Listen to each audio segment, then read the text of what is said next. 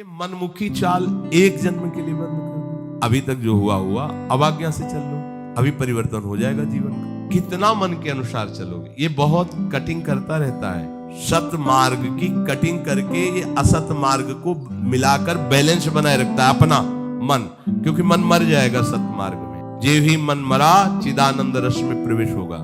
जीवित मन भगवदानंद का अधिकारी नहीं रहे। जीवित मन अर्थात विषय स्फुरणा वाला तो मरना नहीं चाहता, उपासक मारना भी नहीं चाहता। पर ये बात समझ लो, सब जगह अहिंसा, लेकिन इस जगह हिंसा हमें करनी ही होगी। जो सब जगह अहिंसा धर्म का पालन करते हैं वो इस यहाँ हिंसा करते हैं, मन को मारते हैं। सब जगह हिंसा करते हैं, जो एक जगह ये अहिंसा व्रत लिए हो कि मन को नहीं मारते, वही दुर्गति को प्राप्त। एक की हिंसा करनी होगी, मन की, मन को मारना होगा। उन्हें दिखाई नहीं देता किस डंडे से मारे, काहे से मारे। जहर खा ले तो शरीर नष्ट होगा, मन में कोई फर्क नहीं पड़ेगा। एक ही डंडा है जो इसको मार सकता है, नाम। राधा राधा राधा हर समय इसके ऊपर पड़ता है, इसीलिए नाम जप करना नहीं चाहता और कुछ भी इससे करवा लो। हाँ, घंटों आप कोई भी सेवा करवा लो, राजी हो सकता है, लेकिन 1 घंटे बैठकर तदाकार वृत्ति से एक नाम को निरंतर जपो, ये राजी नहीं है। क्योंकि हर नाम उसके ऊपर प्रहार की तरह पड़ता है मन के ऊपर। एक बार इसे मारना हो, मन मारा प्रभु के रस का अनुभव होगा। और ये मन मारना नहीं चाहते, जल्दी कोई नहीं मारना चाहते। देखो, एक ही चीज पा रहे हो, रोटी दाल, रोज वही रोटी दाल। थोड़ा तो कुछ मन, ये संसारियों को होता है, हम बाबा जी हैं, हमें इसे मारना है। अगर कह रहे रोज रोटी दाल, रोज ही अब बनने दो, वही पाओ, मरो। ये जो विषय स्फुरणा विषय संकल्प विषय, मारो इसको। कभी कभी तो मन बदलने के लिए, स्पष्ट देखो शब्द, मन बदलने के लिए कभी कभी हमें मन बदलना है। मन बदले ना, यही तो साधना है। नहीं, कभी कभी मन बदलने के लिए हमें मन बदलना है। शब्द ही देखो ना, कभी कभी मन बदलने के लिए कहीं दान पुण्य तीर्थ यात्रा की भावना से नहीं, थोड़ा मन बदल जाए। जैसे हरिद्वार घूमे आए, थोड़ा पहाड़ हो, मन बदलना है। मन को हमें बदलना ही नहीं। तुम्हें मन बदलने के लिए परेशान होना, हमें मन नहीं बदलना। हमें श्री जी वाला मन बनाना, बस वृंदावन वाला मन बनाना है, नहीं बदलना है इसको। हरिद्वार जाके घर में आ गए तो द्वारका को जाके घर में वास कर रहे हैं। सही बात समझो, इसको एक में लगाओगे तो परेशान कर देगा। तुम एक ही प्रकार का 1 महीने भोजन रखो, घिया की सब्जी 2 रोटी 4 रोटी। भोजन की बात याद आते ही ऐसे रोमांच होने लगे। घिया की सब्जी रोटी नहीं, वो अल्लाह से नहीं, प्राण पोषण के लिए पाना, चलो पाओ, चलो। वो बस इसी बात में रहेगा कि यहाँ से देखो हो गई श्रद्धा हमारी, हम भिक्षा कर लेंगे। बिहारी जी के गोसाइयों में दूध भात का वो लेगा, ये यहाँ तो रोज घिया रोटी। मन मारना कोई खिलवाड़ नहीं है, खिलवाड़ नहीं है। बोले 2 दिन से अरहर की दाल बन रही है, आज थोड़ा बदल के, बस यही बदल की बात को रोकना है। अपने बाबा जी हैं, बदलना नहीं, रोज इसको वही जो ये कहे कि ये पाना है वो देना ही नहीं। क्यों? हम तुझसे बार बार प्रार्थना कर रहे हैं कि श्री जी के चरणों की चिंतन वृत्ति बना, बार बार तेरे हाथ जोड़ रहे हैं, तेरी प्रार्थना कर रहे हैं। अरे मन, बहुत जन्म हो गए, तूने मुझे जो कहा मैंने किया, अब इस बार मेरी बात मान ले। श्यामाजू के चरणों, तू नहीं मानता, मैं कैसे तेरे को बदलने का अवसर दूंगा? मेरे कहने से तू नहीं बदल रहा, तो अब मैं बदलने वाला नहीं, तेरे को बदलना पड़ेगा। जिद्दी साधक, निष्ठावान साधक, मन मारिया तन बस में कीन्हा, हुआ भरम सब दूर, बाहर से कुछ दिखत ना, अंदर चमके नूर। ये मन की विलासता प्यारे बंद करो, इससे हमारे जन्म जन्म बिगड़ते चले जा रहे हैं। बड़ा विचित्र खेल है। तो हर समय भजन करते करते ना, वो ऐसा लगता है डिप्रेशन में चले जाएं। तो 30-40 मिनट के लिए बड़ा फेवरेट प्रोग्राम हमारा है अमुक, वो देख लिया करें। जहर कितना उगल रहा है अंदर से मन, सब बात आपकी मानेंगे, थोड़ी बात हमारी मान लो। बस वो सर्च करके 30-40 मिनट प्रोग्राम देखो। 24 घंटे के लिए उसने अपनी पूरी तैयारी कर ली मन ने। अब वो तुम्हें गिराएगा 24 घंटे, बार बार शीन ला के, बार बार। बिल्कुल इसको किसी दुश्मन को मारना हो तो पहले उसके बल को नष्ट किया जाता है। कहाँ इसका बल है उसको नष्ट करो, कमजोर करो। तो मन का बल है विषय सेवन, इसे विषय सेवन मत कराओ, ये निर्बल हो जाएगा। निर्बल मन को भगवदानंद में लगाओ, तो भगवत नाम, भगवत रूप, भगवत लीला, इस पर अधिकार करके इसे भगवत स्वरूप। इसका मर जाने का मतलब अमर हो जाना। मन की वासनात्मक वृत्ति का नाश करना ही मन की हिंसा है। और जहां वासनात्मक वृत्ति नाश हुई, तहां वो अमर हो गया, वो कृष्ण रूप हो गया, वो परमानंदमय हो गया। श्री भगवान कहते वासुदेवा सर्वमिति सा महात्मा सुदुर्लभा।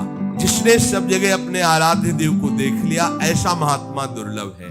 तो कहते प्रभु इतनी मंगलमयी बात आपने बताई कि मेरी शरण में हो जाए माया से तर जाएगा और सब जगह वो मेरा साक्षात्कार कर लेगा, फिर ये लोग आपकी शरण क्यों नहीं होते? तो प्रभु ने कहा कि वो पाप कर्म करते हैं, दुष्कृति होते हैं, मूढ़ होते हैं, वो मेरी शरण में नहीं आते। अगर वो आ जाए तो उनका भी कल्याण हो जाए। प्रभु आप इतने उदार दाता हैं, फिर सब लोग आपसे ही क्यों नहीं मांगते? अन्य देवताओं का पूजन भजन करके उनसे भी चाहते हैं। तो ऐसा कामैस्तैस्तैर्हृत ज्ञानाः प्रपद्यन्ते अन्य देवताः तम तम नियममास्थाय प्रकृत्या नियताः स्वया। ये जो कामनाओं से ग्रसित लोग होते हैं, इनको जहां सुनने को मिला कि इस देवता की ऐसी आराधना करने से ये कामना की पूर्ति हो जाती है, तो उनको शुद्ध ज्ञान तो होता नहीं है, शुद्ध सत्संग तो मिला नहीं है, तो अपने अपने स्वभाव के अनुसार वो उस देवी देवता की आराधना करने लगे। अब भला बताओ, किसी भी आराधना में अम्बा भगवती, उनके ऊपर शराब की बोतल, अत्यंत सुकुमार पशु पक्षियों को काटना, हमारी तो समझ में ही नहीं आया कि कौन सी आराधना हो रही भाई। एक बार कहते हो जगत जननी अम्बा की जय, जगत जननी की अम्मा है वो, जगत जननी है, अम्मा है वो, जितनी माता है उनकी भी अम्मा है वो, सब बच्चों की वो माँ है, चाहे वो बड़ा हो, बूढ़ा हो, जड़ हो, चैतन्य हो, जगत जननी। भला माँ अपने बच्चे का गला कटते देख करके कैसे प्रसन्न हो सकती? मुझे तो आज तक की बात समझ में नहीं है कि ये लोग कैसी मूढ़ता करते। परम पावन महादेव जी के अर्धांग में विराजमान भगवती भला मदिरा का भोग कैसे स्वीकार करेंगी?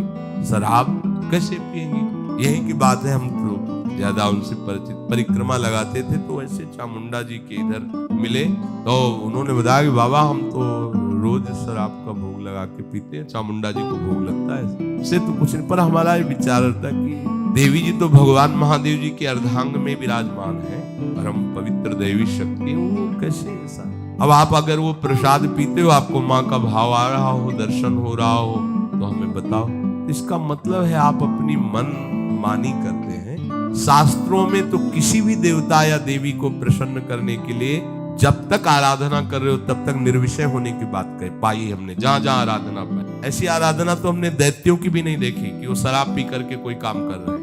एक ब्रह्म ऋषि की तरह उनकी जीवनचर्या हुई है जब उन्होंने कोई भी अनुष्ठान किया है। ये जो कामना से बुद्धि अपरित हो गई है, वो लोग प्राय ऐसा कि अमुक बलि दे दो तो तुम्हारे पुत्र हो जाएगा, दूसरे के बच्चे को छीन कर तुम काट रहे हो, चाहे बकरा हो मुर्गा हो, तुम्हारे बच्चा पैदा हो जाएगा। अरे वो अगर बच्चा तुम्हारे प्रारब्ध में नहीं लिखा है ना तो नहीं होगा, अगर होगा भी तो ऐसे कृत्य के कारण वो तुम्हें जीवन में कभी सुख चैन नहीं लेने देगा, कभी तुम्हारी शांति नहीं आने देगा, हर समय तुम्हें अशांत और जलना होगा। अधर्म से किया हुआ जो भी अनुष्ठान है उसका परिणाम विनाशकारी और दुखदायी होता है।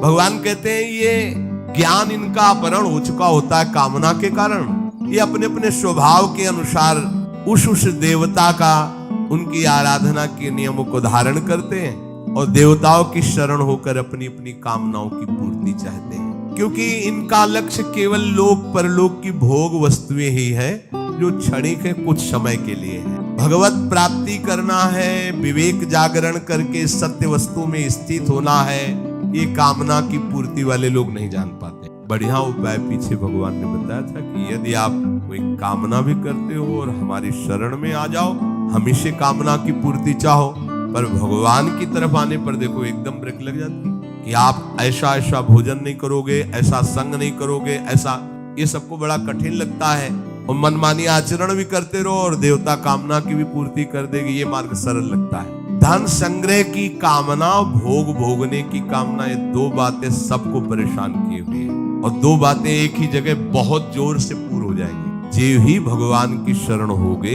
भगवान के चरणों में माँ लक्ष्मी वास करती, धन की इच्छा नहीं रह जाएगी। देख, हृदय से हो जाओ, हृदय से शरण हो, और भगवान सब सुखों का हेतु है, इसलिए किसी सुख भोगने की इच्छा नहीं रहेगी। पर ये पहले सबको समझ में नहीं आती, सबको लगता है ऐसा करो, कोई विधान किए, इतना अनुष्ठान किया, इतना दान पुण्य किया और इतना मिल गया, ये अच्छा लगता है, इसीलिए देवताओं की तरफ ज्यादा भागना होता है। श्री भगवान कह रहे हैं स्वभावो मूर्धनि वर्तते, ये स्वभाव के कारण ही ऐसा करते हैं। या कोई भी देवता ना स्वयं मोक्ष को प्राप्त है ना तुम्हें मुक्त कर सकता है। एक छोटी सी शक्ति उसके अंदर है, जैसे गांव के प्रधान की शक्ति एक सीमा में, फिर उसके ऊपर, फिर उसके ऊपर, फिर ऊपर, ऐसे ये सब छोटी छोटी शक्तियां सब भगवान ने ही दी है। लेकिन वास्तविक कामना की पूर्ति तो केवल श्री हरि से हो, दूसरे से नहीं हो। अपने जितने सत्संग सुनते हैं अपने को अनन्य हो जाना है, कोई भी कामना नहीं रह जाएगी, न जीने की, न धन की, न सुख। ऐसी मस्ती आएगी। मान लो कोई साधना, कोई अनुष्ठान करने की जरूरत नहीं, भगवत आश्रित हो जाओ और नाम जितना बन सके उतना नाम गुनगुनाते पड़े रहो भरोसे। वो चीज मिलेगी जो कहीं किसी साधना से नहीं मिलती। ये जीवन की सार बात आपको जो चाहिए वो मिल जाए। बस हमारी प्यारी जो की शरण हो जाओ, जितना बने नाम जपो, अन्य आश्रय रहित हो जाओ, सब ठीक। ये जो बेचारे कामना से जिनका ज्ञान अपहृत हो गया वो यहाँ तक आ ही नहीं पाते, वो उसी में फंसे। अगर कहीं थोड़ा सा पवित्र भाव भी हुआ तो देवताओं का अवलंबन ले लेते हैं और उनसे अपनी कामना की पूर्ति के लिए आराधना करते रहते हैं। ये अमूल्य जीवन जो भगवत प्राप्ति के लिए था, निष्कामता के लिए था, भगवत प्रेम के लिए था, वो ऐसे खो देते हैं। संतों की आज्ञा में बहुत कृपा भरी होती है। अगर कोई उनकी आज्ञा का पालन कर ले तो परम कल्याण निश्चित है। परंतु महात्मा की आज्ञा का पालन कोई देहाभिमान रहित ही कर सकता है पूर्णतया, नहीं देहाभिमान आड़े आ जाता है। देवर्षि नारद जी ने भक्ति सूत्र में कहा, महत्संगस्तु दुर्लभो अगम्यो अमोघश्च। ये महत्संग वासुदेवाश्वरमित सा महात्मा सुदुर्लभा। महात्मा की जिसकी ये अनुभूति है, जड़ चेतन सब भगवत स्वरूप है, ऐसे महात्मा का मिलना बड़ा दुर्लभ। श्री भगवान कह रहे हैं समात्मा सुदुर्लभा। महत्संगस्तु दुर्लभ हो, देवर्षि नारद जी भी स्वीकार करते हैं, बड़ी दुर्लभ बात है। यहाँ जो कहा जा रहा है कि महात्मा ऐसा दुर्लभ है, वो दैवी संपत्तिवान, साधु स्वभाव वाला, पूर्ण सदाचारी, भागवत धर्म का अक्षरशः पालन करने वाला और निरंतर भजन परायण, ये महात्मा का लक्षण है। खोए रतन फिरत जे घर घर, कौन काज ऐसे जिए, क्या जीवन है। अगर हम भगवान के भक्त का वेश धारण करके अपनी रसेंद्रिय और जनेंद्रिय के सुख के लिए भटक रहे तो धिक्कार है, हमारे जीवन को धिक्कार है। स्वांग रचने से काम नहीं चलता। अपने जीवन को प्रभु के चरणों में जो समर्पित कर देता है वही महात्मा।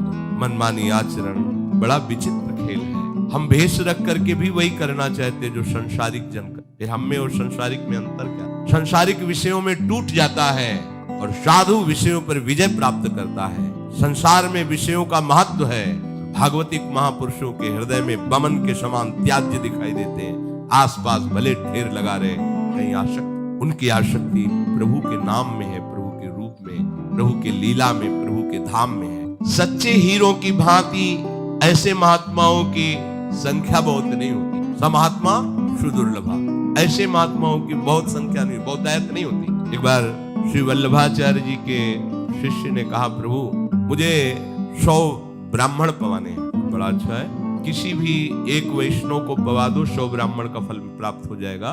तो 100 ब्राह्मण को आराधन करने की, भोजन पवाने की जो फल है, वो फल वृत्ति तुम्हें एक वैष्णव के सेवन से मिल जाएगी। तो फिर महाराज हम 100 वैष्णव पवाएंगे।